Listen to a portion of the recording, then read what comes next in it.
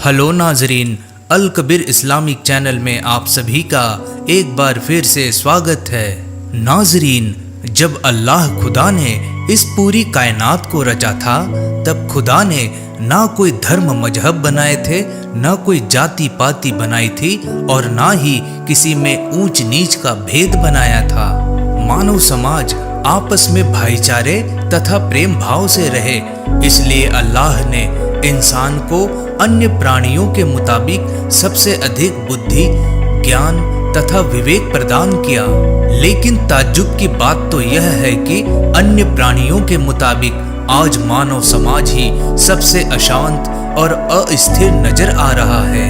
नाजरीन, 21वीं शताब्दी के उत्तरार्ध से अब तक पिछले कुछ वर्ष ऐसे बीते हैं जो शायद इतिहास के पन्ने में मानव अशांति, व्याकुलता और अस्थिरता के लिए अंकित किए जाएंगे।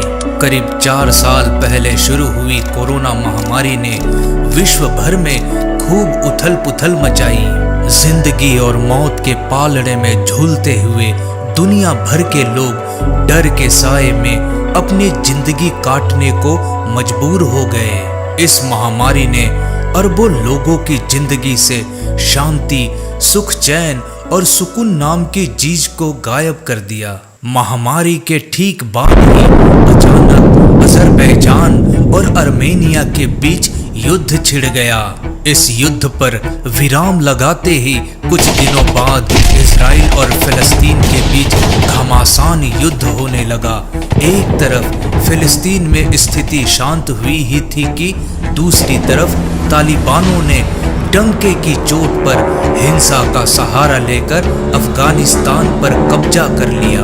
तालिबान ने दुनिया के शांति मिशन एजेंडे पर करारा तमाचा मारकर पूरे विश्व को हिला दिया। अफगानिस्तान की सड़कों पर तालिबान लड़ाकों के कत्लेआम से दुनिया भर के तमाम देश सहम गए, जिसके बाद रूस Ukraine, Israel Hamas, Israel Iran जैसे कई देशों के बीच युद्ध हुए, जिनमें से कुछ आज भी चल रहे हैं। इन्हीं भाग दौड़, बेरोजगारी, गरीबी, कर्ज के तले दबती और हिंसक होती जिंदगी के बीच करोड़ों लोग शांति की तलाश कर रहे हैं। नाजरीन, इंसान सामाजिक और राजनीतिक सैन्य बल का उपयोग करके प्रभुत्व, क्षेत्रों और राष्ट्रवाद जैसी चीजें हासिल करने का प्रयत्न करता रहता है। कभी धर्म के नाम पर तो कभी सीमाओं के नाम पर इंसान ने हिंसा तथा नरसंहार का रास्ता अपनाया है। ये सभी कारण ऐतिहासिक रूप से युद्धों के लिए प्रमुख प्रेरक कारक रहे हैं। नाजरीन, आज का मानव एक मानव धर्म को भूल यहूदी, ईसाई, इस्लाम, हिंदू, जैन, बौद्ध, सिख आदि धर्मों में बंटता चला जा रहा है। आपस में लड़ झगड़ कर समाज में आपसी भाईचारे तथा प्रेम भाव का पतन कर रहे हैं, जबकि कायनात की शुरुआत में अल्लाह ताला ने अपनी शक्ति से सभी प्राणियों को एक समान बनाया। चींटी से लेकर हाथी तक सभी को उसी अल्लाह ने उत्पन्न किया है। वह अल्लाह ताला के लिए सभी धर्म व मजहब के प्राणी एक समान हैं। वे किसी में भी भेदभाव नहीं करते। इसी विषय में अल्लाह कबीर साहिब जी अपनी अमृत वाणियों में सभी धर्मों के लोगों को आपस में मिलजुल कर प्यार से रहने की सीख देते हुए कहते हैं, हिंदू कहे मोहि राम प्यारा, तुर्क कहे रहमाना, आपस में दो लड़ी लड़ी मुवे, मरम न को जाना। कोई कहे मारा राम बड़ा है, कोई कहे खुदाई रे, कोई कहे ईसा मसीह बड़ा है, ये बांटा रहे लगाई रे। हिंदू, मुस्लिम, सिख, ईसाई आपस में सब भाई भाई, आर्य, जैनी और विष्णोई एक प्रभु के बच्चे सोई। हिंदू कहूँ तो हूँ नहीं, मुसलमान भी नाही, गैबी दोनों बीच में खेलूं दोनों माही। इतिहास के पन्नों पर प्राचीन काल से ही युद्ध का एक विशेष आकर्षण रहा है। योद्धाओं, शूरवीरों, सिपाहियों और सेनाओं का एक लंबा इतिहास रहा है। मानव मात्र की यह इच्छा रहती है कि वह सर्वोच्च बने, जिसे तृष्णा कहते हैं। व्यक्ति के अंदर और अधिक प्राप्त करने की यह चाहत कभी खत्म नहीं होती। इसी इच्छा की पूर्ति के लिए व्यक्ति कुछ भी करने को तैयार रहता है। इच्छा पूर्ति की यह जिद अंत में किसी विवाद या युद्ध का जन्म ले लेती है। अपने इस स्वार्थ की पूर्ति के लिए वह व्यक्ति करोड़ों लोगों को आपस में लड़वाकर मौत के हवाले कर देता है। लेकिन क्या आपने कभी विचार किया है कि आखिर युद्ध करने की प्रेरणा उस व्यक्ति को कहां से प्राप्त होती है? आइए जानते हैं।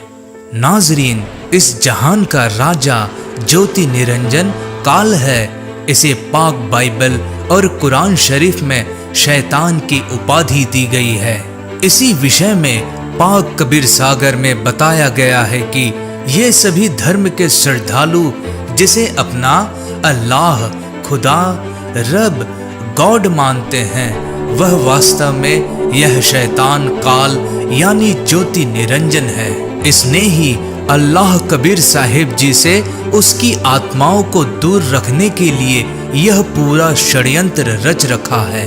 इस शैतान रूपी काल को प्रतिदिन 1 लाख मानवों को खाने का रोग लगा हुआ है। अपनी भूख मिटाने व जीवों को यहाँ उलझाए रखने के लिए यह शैतान मानव के मन में लड़ाई झगड़े, मारपीट, खून खराबा और युद्ध आदि की प्रेरणा बनाता है, जिसके चलते इस काल लोक यानी इस पृथ्वी पर सदा अशांति बनी रहती है। नाजरीन, अल्लाह कबीर साहिब जी द्वारा बताए गए पूर्ण आध्यात्मिक ज्ञान के अनुसार जगत में 2 प्रकार की सूक्ष्म ऊर्जा यानी शक्तियां होती है, जिन्हें हम अपनी चर्म दृष्टि से नहीं देख सकते। नंबर 1 सकारात्मक ऊर्जा, नंबर 2 नकारात्मक ऊर्जा। सकारात्मक ऊर्जा रहमान का प्रतीक है, वहीं नकारात्मक ऊर्जा शैतान का प्रतीक है। जबकि नकारात्मक ऊर्जा भूत, भैरव, बैताल, प्रेत, 52 वीर आदि में पाई जाती है। सूक्ष्म जगत में सकारात्मक ऊर्जा और नकारात्मक ऊर्जा की निरंतर लड़ाई चलती रहती है। सकारात्मक ऊर्जा आसपास के लोगों को अच्छे कार्य कर, धर्म की स्थापना कर, शांति और न्याय का शासन करने की प्रेरणा करती है।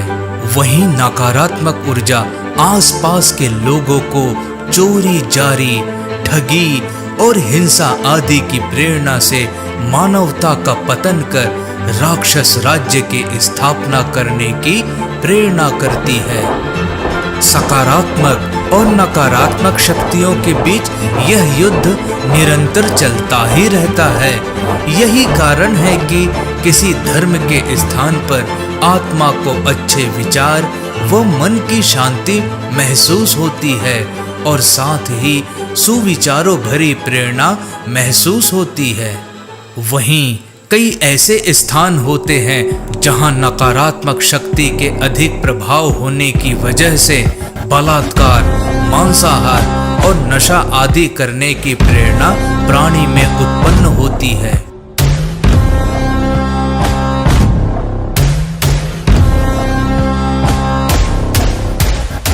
वहीं नकारात्मक ऊर्जा काल यानी शैतान की प्रेरणा से उत्पन्न की जाती है। चोरी जारी, बलात्कार, रिश्वत, हिंसा आदि कार्य काल करवाता है।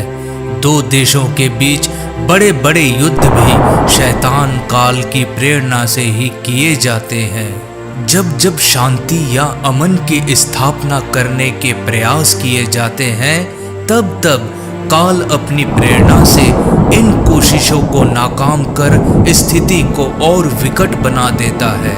इतनी विकट स्थिति युद्ध के मैदान तक जाकर ही दम लेती है।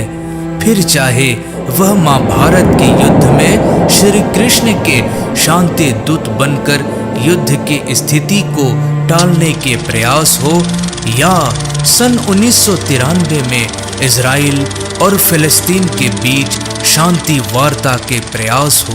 दरअसल दोस्तों, 1993 में इजिप्ट और इजराइल के बीच शांति समझौता हुआ था, जिसके चलते दोनों देशों के प्रधानमंत्रियों को नोबेल पुरस्कार भी दिए गए। लेकिन काल प्रेरणा से कट्टरवादियों ने इजिप्ट के प्रधानमंत्री का कत्ल करवा दिया। उसके बाद इजराइल और फिलिस्तीन के बीच भी एक शांति वार्ता होने पर दोनों देशों के प्रधानमंत्री को नोबेल पुरस्कार भी दिए गए। लेकिन अंत में काल प्रेरणा से कट्टरवादियों ने फिलिस्तीन के प्रधानमंत्री को जहर देकर मरवा दिया। एक अन्य शांति समझौते के चलते पूर्व इजराइल प्रधानमंत्री को भी काल प्रेरणा से कट्टरवादियों द्वारा मार दिया गया। हैरानी की बात तो यह है कि इन्हें भी शांति समझौते के लिए नोबेल पुरस्कार दिया गया था। नाजरीन, युद्ध का समाधान केवल आध्यात्मिक झुकाव से ही संभव है।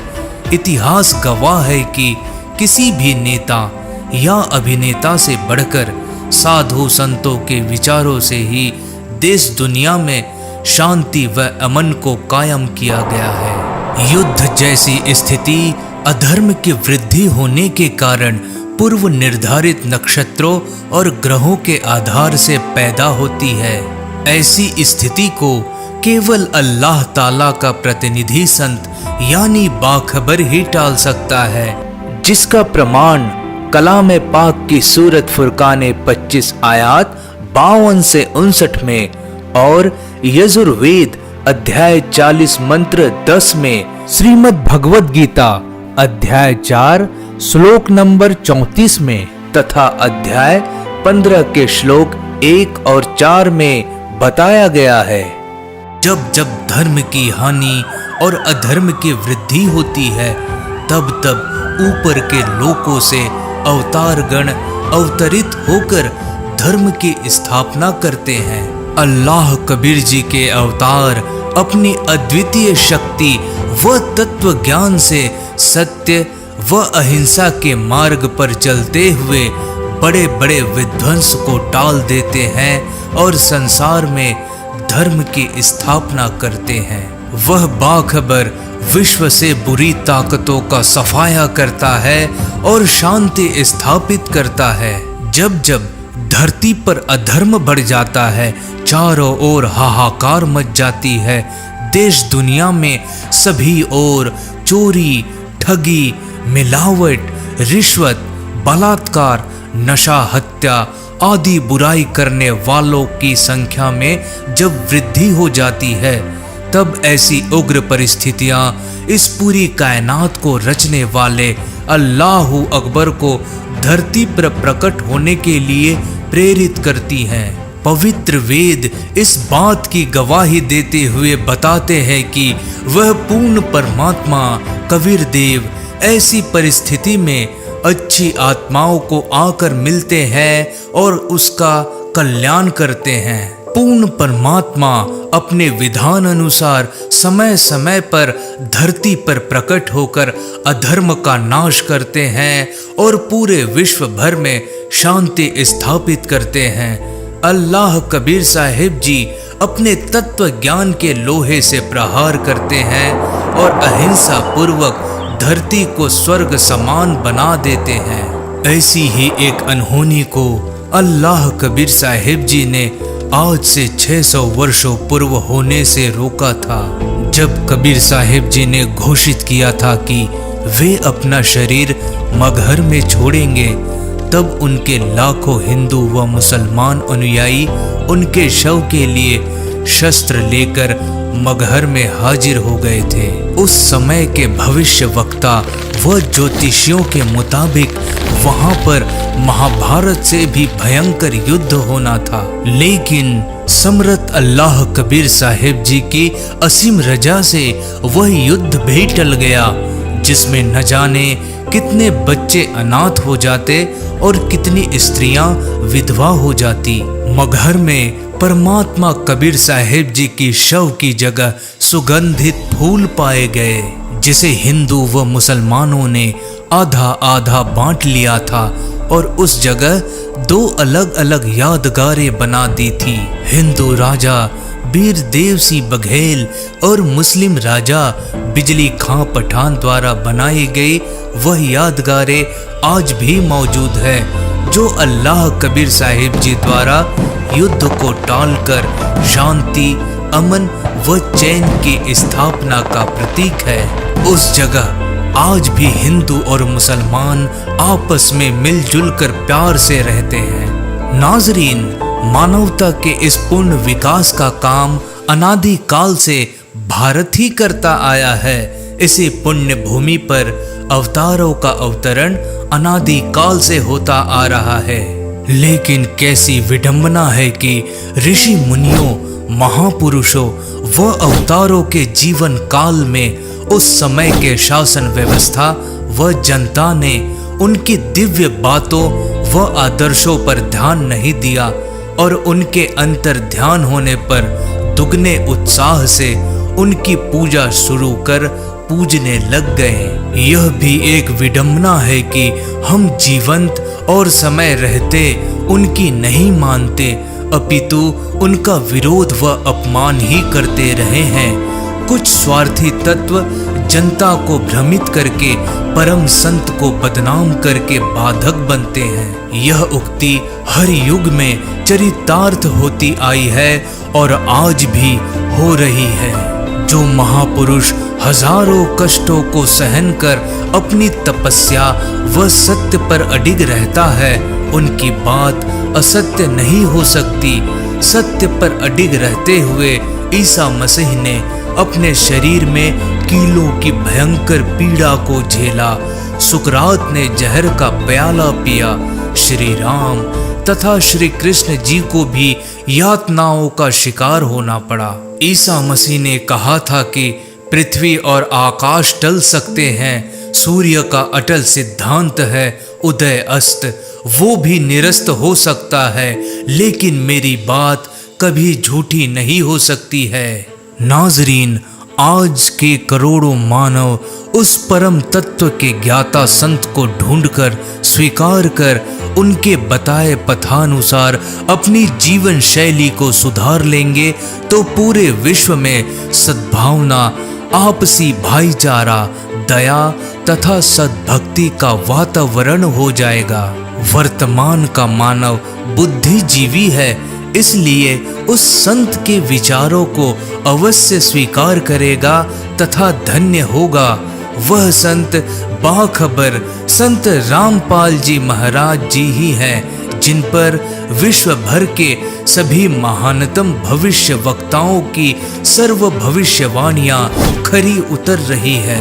अल्लाह कबीर साहिब जी के वर्तमान अवतार बाखबर संत रामपाल जी महाराज जी ही हैं, जो विश्व से अशांति व तनावों को दूर कर सकते हैं और धर्म की स्थापना कर शांति व अमन को कायम कर सकते हैं।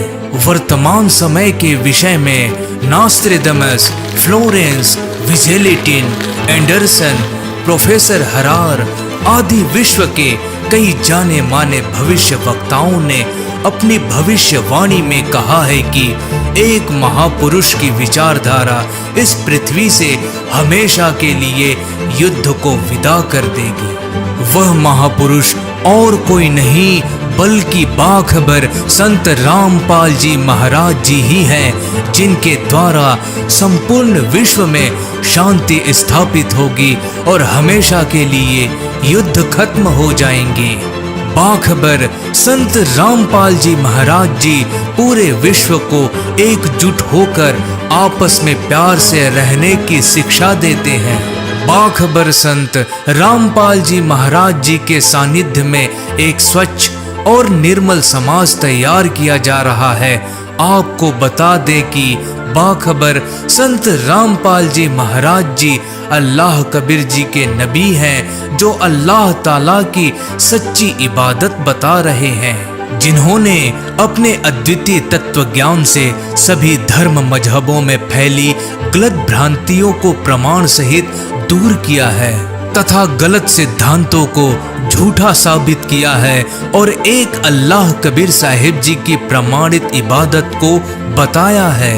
वर्तमान समय में पूरे विश्व में सकारात्मक ऊर्जा केवल बाखबर संत रामपाल जी महाराज जी द्वारा फैलाई जा रही है।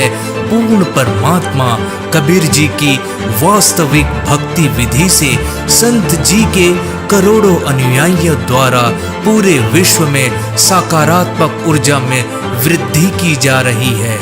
सभी धर्मों की पाक इल्हामी किताबें हमें बताती हैं कि किसी भी प्रकार की हिंसा करना गलत है। सत्य और अहिंसा ही धर्म का मूल रूप है। विश्व भर में अमन और वैश्विक शांति केवल तत्व ज्ञान से ही प्राप्त हो सकती है। तत्व ज्ञान ही इस संसार की हर समस्याओं का हल है।